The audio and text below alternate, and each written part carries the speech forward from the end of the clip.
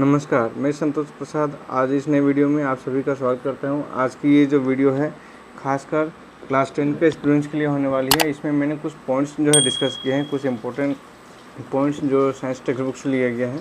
तो चलिए बिना देरी किए शुरू करते हैं। लेकिन इससे पहले एक बात है, यहाँ पे मैंने जो भी नोट्स जो कुछ भी रेडी किया है वो इंग्लिश मीडियम में है, लेकिन यहाँ पे जो एंड में जो है हिंदी मीडियम स्टूडेंट्स के लिए कुछ खास है, तो हिंदी मीडियम स्टूडेंट्स भी यहाँ बने रहिए। तो चलिए वीडियो शुरू करते हैं। तो यहाँ पे देखिए, सबसे पहला यहाँ पे पॉइंट जो है, यहाँ पे sodium metal can easily B cut with a knife. मतलब जो सोडियम एक ऐसा धातु है जिसे हम लोग आसानी से चाकू से काट सकते हैं, वो इतना नरम होता है। सेकंड, यहाँ पे मैंने लिखने में गलती हो गया है, यहाँ पे आयन नहीं होना चाहिए, only silver is the best conductor of heat. ये सिल्वर एक धातु होता है जो हीट का सबसे अच्छा कंडक्टर होता है, वो अपने से गर्मी को बहुत ही अच्छा से पास करता है। नंबर सी में देखिए, materials like wood, paper etcetera are poor conductor of heat. तो जितने भी इंसुलेटर्स होते हैं जिसके जरिए करंट पास नहीं होता, जैसे लकड़ी, कागज़, हवा, ये सब जो है बेड कंडक्टर ऑफ हीट होते हैं। अब इसके बाद में नेक्स्ट क्वेश्चन है कि यहाँ पे एक क्वेश्चन पूछ सकता है कि केरोसिन, सोडियम को जो है केरोसिन में क्यों रखा जाता है। तो इसका मतलब ये है क्योंकि सोडियम जो है एक बहुत ही हाईली रिएक्टिव जो है एलिमेंट है, जो बहुत ही जल्दी आग लग जाता है जिसमें, इसलिए उसे केरोसिन में डुबा के रखा जाता है जिससे कि वो आग न पकड़े। अब यहाँ पे पूछा गया है कि एक यहाँ पे इसमें कहा गया है कि जब डाइल्यूट हाइड्रोक्लोरिक एसिड में मेटल्स को डालते हैं तो क्या फॉर्म होता है। इसमें याद रखने वाली बात है, जब भी हम लोग डाइल्यूट हाइड्रोक्लोरिक एसिड में अगर किसी भी मेटल को, जो रिएक्टिव मेटल है उसके साथ रिएक्ट करेंगे तो वहाँ पे हाइड्रोजन गैस ही फॉर्म होता है। तो यहाँ पे मैंने एक इक्वेशन लिखा हुआ है 2HCl + 2Na। 2Na मतलब सोडियम। तो ये एसिड, ये ब्रैकेट वाला मैंने यहाँ पे थोड़ा टाइप करने में प्रॉब्लम हो गया था, इसलिए ऐसे हुआ है। और इसका जो नेक्स्ट जो प्रोडक्ट हुआ है 2NaCl + H2 होगा। ये 1 नहीं, एक्चुअली ये प्रेसिपिटेट था, लेकिन यहाँ पे इसे टाइपिंग करने के लिए मुझे मिल नहीं रहा था, तो यहाँ पे 1 लिखा गया। ये 1 मत लिखिएगा आप लोग। इसके बाद नेक्स्ट जो है ये कुछ डेफिनेशंस है, जैसे मिनरल किसे कहते हैं। तो ये कहा गया है कि हम लोग का जो अर्थ क्रस्ट में जितने भी जो कंपाउंड्स वगैरह, जो एलिमेंट या कंपाउंड जो मिलते हैं नेचुरली, जो प्राकृतिक रूप से पाए जाते हैं, उन सभी को मिनरल्स कहा जाता है। अब उसके बाद ये और किसे कहते हैं। तो और जो कहता है कि जो मिनरल्स में जो है किसी भी पर्टिकुलर, किसी भी एक धातु का जो परिमाण बहुत ज़्यादा होता है, परसेंटेज बहुत ज़्यादा होता है, तो उसको हम, और उससे हम लोग क्या, अगर वहाँ से अगर हम उस धातु को निकाल सकते हैं जिसमें कि हमें प्रॉफिट हो, नुकसान नहीं, उसे निकालने में जितना खर्चा है उसको फिर बाद में बेचने पे उतना खर्चा नहीं होता, उसे हम लोग प्रॉफिटेबली नहीं बोल सकते हैं। तो जिस ओर से हम लोग इस तरह से, जिस मिनरल से हम लोग, एक्चुअली सॉरी मैंने गलत बोला, जिस मिनरल से हम लोग इस तरह से प्रॉफिटेबली मेटल्स को एक्सट्रैक्ट कर सकते हैं उसे हम लोग ओर्स बोलते हैं। अब नेक्स्ट आ गया गेंज हो गया। ये वो जो ओर में जो गंदगी रहती है, जैसे कि बालू, मिट्टी और भी बहुत कुछ अलग अलग तरीके की गंदगी रहती हैं, उन सब गंदगी को क्या बोलते हैं, गेंज बोलते हैं। अब इसके बाद यहाँ पे नेक्स्ट पॉइंट आया हमारा ये। तो यहाँ पे कहा गया है कि जो प्राकृतिक रूप से बिना किसी दूसरे के साथ में कंपाउंड हुए, वो कंपाउंड स्टेट में, फ्री स्टेट में पाए जाने वाला दो धातु का नाम है गोल्ड एंड सिल्वर। मतलब सोना और चांदी जो ऐसा धातु है जो फ्री स्टेट में पाया जाता है प्राकृतिक रूप से। अब यहाँ पे क्या है, जब डाइल्यूट एसिड के साथ में अगर रिएक्शन करने से दो ऐसे धातु जो हाइड्रोजन गैस को बनाते हैं, वो यहाँ पे ये है आयरन और एल्युमिनियम। ये आपके बुक में था, वहाँ से भी आप मिल सकते हैं अच्छे से पढ़ेंगे तो। और यहाँ पे बोला है दो ऐसे धातु जो हाइड्रोजन जब रिएक्शन करेंगे तो वो हाइड्रोजन वहाँ से गैस नहीं बनाएंगे डाइल्यूट एसिड से। तो वो क्या है, कॉपर और मर्क्यूरी है। मर्क्यूरी और कॉपर ये दो एलिमेंट है जो हाइड्रोक्लोरिक एसिड या किसी एसिड के साथ जब भी रिएक्ट करते हैं तो वहाँ पे हाइड्रोजन गैस नहीं फॉर्म करते हैं। अब यहाँ पे आ गया limitation of Dobereiner's classification for element. तो जो डॉबनेयर ने जो भी एलिमेंट को क्लासीफाई किया था, तो उसका जो लिमिटेशंस क्या था, सबसे पहला उसका जो कमी था वो ये था कि वो जितने भी नॉन एलिमेंट्स थे उस समय, जितने भी एलिमेंट्स को खोज लिया गया था, उन सभी को जो है ट्राइड के फॉर्म में जो तीन का तिगाड़ा जो बनाया हुआ था, वो तिगाड़ा में उसको नहीं डाल पा रहे थे, वो भी उनका सिमिलर केमिकल प्रॉपर्टीज़ के हिसाब से। और दूसरी पॉइंट थी कि वो जितने भी उनका जो था, ये जो तिगाड़ा का जो ट्रायड्स का जो रूल था, वो सभी एलिमेंट्स पे काम नहीं करता था, वो कुछ ही गिने चुने एलिमेंट्स पे काम करता था। तो ये उनका 2 ड्रॉबैक था। अब नेक्स्ट क्वेश्चन आया कि यहाँ पे पॉइंट है कि नोबल गैसेस को अलग क्यों रखा गया है। तो इसका सिंपल सा कारण है, ये अगर आप लोग पीरियोडिक टेबल में पढ़ेंगे तो पीरियोडिक टेबल को वहाँ पे इस तरह से अरेंज किया गया कि एक ग्रुप का एलिमेंट्स का है, सबका इलेक्ट्रॉनिक कॉन्फ़िगरेशन एक ही होता है, मतलब उसमें जो इलेक्ट्रॉन्स जो रखे हैं उसमें वो एक ही प्रकार से रखे हुए हैं। तो इसका यही कारण है, because of owing their similar inert behaviour, यहाँ पे आर होना चाहिए था, इनर्ट बिहेवियर, मतलब उनका जो है बिहेवियर, मतलब वो पहला बात तो नोबल गैसेस किसी के साथ रिएक्ट नहीं करते हैं, एकदम इनर्ट रहते हैं, और दूसरा कि उनका इलेक्ट्रॉनिक कॉन्फ़िगरेशन एक जैसा था, इसलिए उसे एक सेपरेट ग्रुप में रखा गया है। अब उसके बाद हम लोग आगे पॉइंट की तरफ बढ़ते हैं। तो यहाँ पे है, इसे कहा गया है कि आपका जो ऐसे एलिमेंट्स का नाम है जैसे सोडियम, पोटेशियम और लिथियम, ये 3 ऐसे एलिमेंट्स हैं जिनके आउटर मोस्ट, जो उसके सबसे बाहर वाले जो छल्ला है जिसमें जो इलेक्ट्रॉन्स घूमते हैं, उसमें सिर्फ एक ही इलेक्ट्रॉन है। तो ये बात यहाँ पे याद रखिएगा कि ग्रुप 1 जो है आपका पीरियोडिक टेबल में, उसमें जितने भी एलिमेंट्स हैं सभी के आउटर मोस्ट शेल में सिर्फ एक ही इलेक्ट्रॉन्स हैं।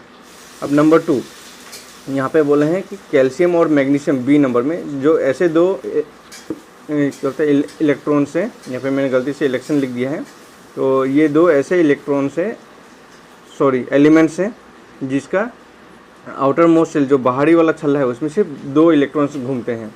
और उसके बाद में यहाँ पे नंबर सी में कहा गया हीलियम, नियॉन और आर्गोन ऐसे 3 एलिमेंट्स है जिसका जो आउटर मोस्ट शेल जो बाहर का जो छल्ला है उसमें जितना चाहिए पूरा उसका जो भरा हुआ है रिंग, उसमें जो एक भी जो है ना आने के लिए जगह है ना वापस भेजने के लिए वो कम है वहाँ पे। तो ये हीलियम, नियॉन और आर्गोन ये इनर्ट एलिमेंट हैं, नोबल गैसेस है या फिर नोबल एलिमेंट्स हैं। अब उसके बाद नेक्स्ट आ जाते हैं कि हम लोग कैसे डिसाइड करेंगे कि कोई भी चीज़ जीवित है या नहीं। तो इसमें सबसे पहले उन लोग चल सकते हैं, उन लोग का शरीर का आकार बढ़ता है, उन लोगों का मलमूत्र का त्याग करते हैं, उन लोग सांस लेते हैं और ऊर्जा बनाते हैं, दे रिप्रोड्यूस, उनके बच्चे संतान होते हैं और उन्हें ज़िंदा रहने के लिए खाना, हवा और पानी का ज़रूरत पड़ता है। तो ये एक अच्छा सा पॉइंट हो गया। अब यहाँ पे देखिए, यहाँ पे ये जो है मैं यहाँ एक डिफरेंस बिटवीन का पॉइंट मैंने लिया है। यहाँ पे ऑटोट्रोपिक और हेटरोट्रोपिक। ऑटोट्रोपिक मतलब जो अपना खाना खुद से बना सकते हैं, और हेटरोट्रोपिक जो अपना खाना खुद नहीं बना सकते हैं। तो यहाँ पे 4 पॉइंट्स मैंने डिस्कस किए हैं। जो भी जीव अपना खाना खुद बना सकते हैं वो इस ऑटोट्रोपिक न्यूट्रिशन में, जो जीव अपना खाना बना सकते हैं वो इसमें आते हैं, और जो अपना खाना नहीं बना सकते हैं वो हेटरोट्रोपिक्स होते हैं। जो ऑटोट्रोपिक्स होते हैं वो दूसरे के ऊपर निर्भर नहीं होते हैं खाने के लिए, लेकिन हेटरोट्रोपिक जो है दूसरे के ऊपर निर्भर होते हैं खाने के लिए। ऑटोट्रोपिक ऑर्गेनिजम्स जो हैं वो अपना जीव जो है वो फोटोसिंथेसिस कर सकते हैं, मतलब सूर्य की रोशनी से अपना खाना बना सकते हैं। लेकिन हेटरोट्रोपिक ऑर्गेनिजम्स जो है सूर्य की रोशनी से अपना खाना नहीं बना सकते हैं। ऑटोट्रोपिक ऑर्गेनिजम्स जो भी जीव हैं उनको हम लोग प्रोड्यूसर्स के नाम से जानते हैं, और जो इतने भी हेटरोट्रोपिक ऑर्गेनिजम्स हैं उन्हें हम कंज्यूमर्स के नाम से जानते हैं। तो यहाँ पे आप एक और पॉइंट लिख सकते हैं। ऑटोट्रोपिक का एग्जांपल हो जाएगा आपका ऑल ग्रीन प्लांट्स, और हेटरोपिक्स में आ जाएगा ऑल एनिमल्स बोल के एक्सेट्रा बोल के आप लिख सकते हैं। अब इसके बाद में आ गया ये ग्लूकोज के बारे में। तो ग्लूकोज को जो है हम लोग कितने प्रकार से तोड़ सकते हैं, वो या फिर जितने भी ऑर्गेनिजम्स है उसमें कितने प्रकार से वो तोड़ा जाता है। तो इसमें जो है मेनली 3 टाइप से होता है। पहला होता है एनएरोबिक, जिसमें मतलब ये प्रोसेस ज़्यादातर ईस्ट में होता है, जबकि वो फर्मेंटेशन यानी कि जब कोई चीज़ सड़ती है और उस टाइम में ऑक्सीजन नहीं मिलता है, ऑक्सीजन के अभाव में जब ये सड़ती है तो उस प्रोसेस को एनारोबिक रेस्पिरेशन कहा जाता है। और इस प्रोसेस में जो पायरुवेट जो है वो, इसमें पायरुवेट एक प्रोडक्ट है जो ग्लूकोज का ब्रेकडाउन होने के बाद बनता है। तो पायरुवेट जो है बदल कर क्या बन जाता है, इथेनॉल और कार्बन डाइऑक्साइड बन जाता है। तो इस प्रक्रिया में बहुत कम ऊर्जा बनती है। अब उसके बाद जो है एरोबिक रेस्पिरेशन। एरोबिक रेस्पिरेशन ये है कि इसमें जो है पायरुवेट जो है ग्लूकोज का टूटा हुआ जो फॉर्म है वो ऑक्सीजन के प्रेजेंस में, और जब ऑक्सीजन रहती है उसके प्रेजेंस में ये इसका रिएक्शन होता है और उससे वहाँ से 3 मॉलिक्यूल ऑफ कार्बन डाइऑक्साइड और वाटर बनता है। और इसमें जो है एनारोबिक रेस्पिरेशन के मुकाबले बहुत ज़्यादा एनर्जी बनती है। और यहाँ पे तीसरा कंडीशन है वो है लैक ऑफ ऑक्सीजन। इसमें जो है मतलब ऑक्सीजन है लेकिन कम है, जितना ज़रूरत है उतना नहीं है। ये जनरली हम लोग का बॉडी में होता है, मसल्स में होता है, जब हम लोग जो है बहुत ही भारी काम कर रहे होते हैं या फिर एक्सरसाइज कर रहे होते हैं उस टाइम में। तो इस टाइम क्या होता है, जो ये जो पायरूवेट है वो यहाँ पे इथेनॉल नहीं बनता है, कार्बन डाइऑक्साइड नहीं बनता है, कुछ नहीं बनता है, वाटर वगैरह नहीं बनता है, ये सीधा क्या बन जाता है, लैक्टिक एसिड बन जाता है, जो एक 3 मॉलिक्यूल कार्बन है। और इस लैक्टिक एसिड की वजह से ही जो खिलाड़ी लोग होते हैं तो ये मसल्स में जो क्रेम आता है, और आप लोगों ने देखा होगा गेम्स स्पोर्ट्स में कि हाँ इस खिलाड़ी को क्रेम्स आ गए हैं वगैरह। तो ये जो इक्वेशन है इसका जो है डिटेल्स यहाँ पे इक्वेशन मैंने यहाँ पे ये दे दिया है, आप अपने किताब में भी देख सकते हैं। आप इसके नीचे ये इक्वेशन ज़रूर लिखिएगा, तब आपका आंसर 100% परफेक्ट रहेगा किसी भी क्वेश्चन में। अब उसके बाद हम लोग देख लेते हैं फ्लोएम का। तो इसमें बोला है कि पेड़ का जो है खाना जो है खाना तो पत्तों में बनता है, लेकिन वो जो है पूरे पेड़ में कैसे ट्रांसफ़र होता है और किसके ज़रिए होता है। तो इसमें बताया है कि फ्लोएम जो है पेड़ का ही एक भाग है, तो वो खाना को पत्तों से पूरे पेड़ तक पहुंचाने के लिए जिम्मेदार है। और ये जो है कैसे करता है, वो इसके लिए जो एटीपी मतलब ये खाना को पहुंचाने के लिए कुछ ऊर्जा का इस्तेमाल करता है, जिसके वजह से ऑस्मोटिक प्रेशर क्रिएट होता है। ये आप लोग किताब में पढ़ेंगे तो वहाँ पर मिलेगा ऑस्मोटिक प्रेशर के बारे में। तो ये ऑस्मोटिक प्रेशर क्रिएट होने की वजह से जितना भी खाना है मतलब हाई कॉन्सेंट्रेशन से लो कॉन्सेंट्रेशन का एरिया में सब जगह में पहुँच जाता है, पेट के हर एक भाग में पहुँच जाता है। हाई कॉन्सेंट्रेशन मतलब जहाँ पे खाना ज़्यादा है, और लो कॉन्सेंट्रेशन जहाँ पे खाना कम है। तो ये यहाँ पे एनर्जी इसलिए यूज़ करना पड़ता है कि कभी ऊपर से नीचे या नीचे से ऊपर भी भेजना पड़ता है, तो वहाँ अगेंस्ट द ग्रेविटी काम करना पड़ता है उसको खाना को भेजने के लिए, इसलिए यहाँ पे एनर्जी का यूज़ हुआ है। अब यहाँ पे एक नेक्स्ट पॉइंट है, ये जो किडनी जो है हम लोग का एक तरह का एक्सक्रीटरी प्रोडक्ट है, मतलब जो हमारे शरीर से जो विषाक्त चीज़ निकालते हैं, बाहर निकाल के फेंकते हैं, जो गंदी चीज़ें होती हैं उसको निकाल के फेंकने का ही काम करता है किडनी। तो इसलिए इसे हम लोग एक excretory is a part of excretory system हम लोग बोल सकते हैं। अब इसके बाद में आ गया रियल और वर्चुअल इमेज के बारे में। तो रियल इमेज और वर्चुअल इमेज के यहाँ पे कुछ पॉइंट्स से मैं कह देता हूँ। जैसे कि रियल इमेज जो है उल्टा होता है वो कभी, और वर्चुअल इमेज होता है आपके सीधा होता है। और फिर उसके बाद जो है रियल इमेज है कॉन्वेक्स लेंस के जरिए ही रियल इमेज बनता है, जबकि वर्चुअल इमेज जो है कॉनकेव लेंस के जरिए होता है। ये ध्यान दीजिएगा, लेंस के बारे में बोल रहे हैं। और उसके बाद थर्ड पॉइंट में बोला है कि आपका जो रियल इमेज है वो कॉनकेव मिरर से बन सकता है, और वर्चुअल इमेज जो है आपका कॉन्वेक्स मिरर से बनता है। तो ये चीज़ थोड़ा सा सबको डाउट होता है, तो ये चीज़ का आप ध्यान दीजिएगा। और उसके बाद में यहाँ पे नेक्स्ट पॉइंट है, रियल इमेज को जो है हमेशा स्क्रीन पे बनता है, और वर्चुअल इमेज जो है देखने से ऐसा लगता है कि वो लेंस या मिरर जहाँ पे भी बन रहा है वो उसी के ऊपर बन रहा है, इस तरह से महसूस होता है। और यहाँ पे ये सबसे इम्पोर्टेंट पॉइंट है जो आपको समझना चाहिए, वो है रियल इमेज जो वो तभी होता है जब असल में जो लाइट रेज है एक दूसरे को इंटरसेक्ट करता है, तभी रियल इमेज बनता है। और वर्चुअल इमेज जो है वो लाइंस जो है, जो भी सूरज की रोशनी है लेंस या मिरर के जरिए जो पास हो रही हैं, तो वो कभी एक लाइंस एक दूसरे को इंटरसेक्ट नहीं करती, उसे इमेजिन होता है, देख के ऐसा प्रतीत होता है कि वो एक दूसरे को काटती हुई जा रही हैं, लेकिन होता नहीं। तो वैसे इमेजेस जो है वर्चुअल इमेजेस होते हैं। ठीक है, अब उसके बाद हम लोग नेक्स्ट आ जाते हैं। तो यहाँ पे है जो प्रिंसिपल फोकस है वो कॉनकेव मिरर का, ये जो एक वो पॉइंट है जहाँ पे जो लाइट जो है, मतलब जो प्रिंसिपल एक्सिस जो भी आपके इमेज जो भी मिरर है उसका जो मिडिल पॉइंट होता है वहाँ से एक लाइन पार होती है, उसे प्रिंसिपल एक्सिस कहते हैं। उसके पैरेलल से अगर कोई भी लाइन आएगा और फिर उसके बाद वो मिरर से टकराने के बाद जिस पॉइंट से काट के जाएगी उस पॉइंट को हम लोग क्या बोलेंगे, फोकल पॉइंट बोलेंगे। और वो फोकल पॉइंट और प्रिंसिपल एक्सिस के बीच में जो डिस्टेंस होता है उसे हम लोग फोकल लेंथ बोलते हैं। तो यहाँ पे एक कैलकुलेशन भी आप लोगों को समझा दे रहे हैं। जैसे कि मान लीजिए यहाँ पे r जो है रेडियस ऑफ कर्वेचर है और f जो है आपका फोकल लेंथ है। रेडियस ऑफ कर्वेचर मतलब आपका जो भी आपका आप यहाँ किताब में पढ़ेंगे तो वहाँ पे आपको अच्छे से समझ में आ जाएगा। चलिए इसको आगे पढ़ते हैं। तो यहाँ पे एक जो है रेडियस ऑफ कर्वेचर 20 सेंटीमीटर माना हुआ है। तो यहाँ पे हम लोग को एक फॉर्मूला मालूम है, किताब में आपको मिलेगा पढ़ने पे। r इक्वल टू 2f होता है, radius of curvature equal to twice of focal length.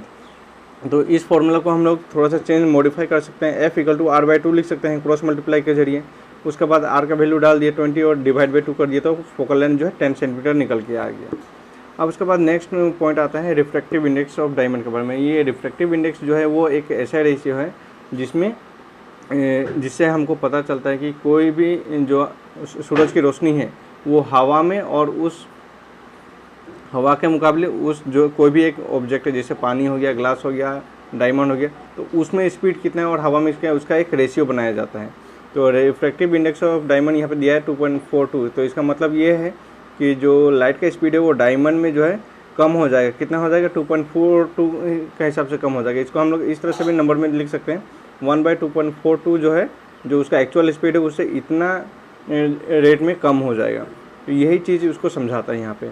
अब यहाँ पे नेक्स्ट एक और पॉइंट है कि मान लीजिए यहाँ पे कोई एक जो है मैग्नीफिकेशन, मतलब आपका एक ऑब्जेक्ट है वो रखा हुआ है आपका मिरर के पास में 10 सेंटीमीटर पे, और उसका जो इमेज फॉर्म होगा उससे 3 गुना ज़्यादा होगा ऑब्जेक्ट से बड़ा। तो इमेज जो है आपका वो कितने दूरी पे रखा होगा? तो हम लोग को यहाँ पे एक फॉर्मूला पता है, m = -v/μ। तो ये इसका जो रूल्स है वो रूल्स हम लोग किसी और वीडियो में डिस्कस कर लेंगे। अभी फिलहाल सिर्फ ये कैलकुलेशन देख लेते हैं। तो m जो है मैग्नीफिकेशन, इसको -3 लिया गया है, और फिर -v/μ का जो है माइनस में लिया गया -10। तो v का और -10 दोनों माइनस कैंसिल हो गया। तो उसके बाद में जो है ये -10 को उस साइड में +10 को उस साइड ट्रांसफर कर देते, तो v = -3 × 10 हम लोग लिख सकते हैं।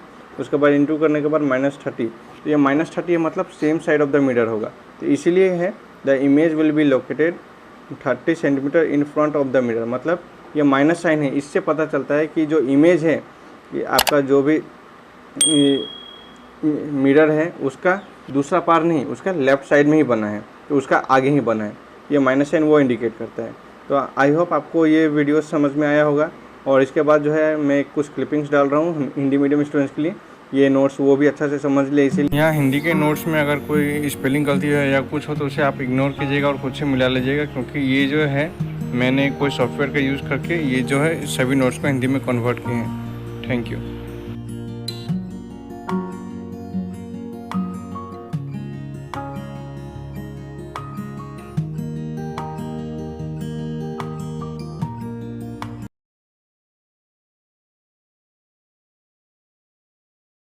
ये वीडियो अच्छा लगा तो चैनल को लाइक सब्सक्राइब कीजिए, और अपने फ्रेंड्स में भी शेयर कीजिए, और अपने सजेशंस मुझे यहाँ नीचे कमेंट बॉक्स में दीजिए, जिससे कि आप लोग की ज़रूरत के हिसाब से मैं और भी वीडियोस बना सकूँ। Thank you.